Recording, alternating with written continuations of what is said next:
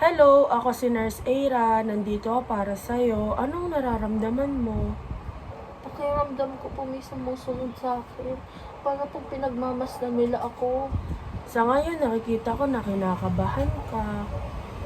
Opo, kasi hindi ko po kasi alam po sino po sila eh.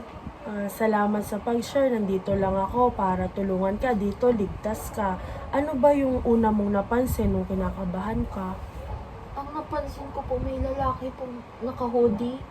2 beses ko po siya nakita. Naiintindihan ko na kinakabahan ka at nag-aalala ka.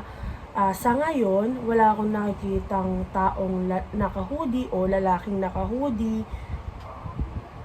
Sigurado ka po ba? Oo.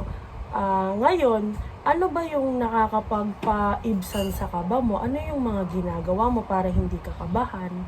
Paghinga po ng malalim. Ayos lang ba sa'yo na gawin natin yan? Dahan-dahan? Sige, bibilang ako ng 3. 1, 2, 3.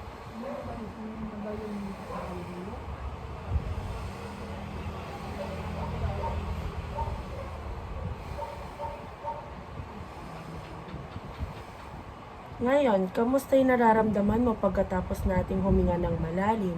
Kumagaan naman po ang aking pakiramdam. Gusto mo ba ulitin pa natin? Siguro, yes po. Sige pa.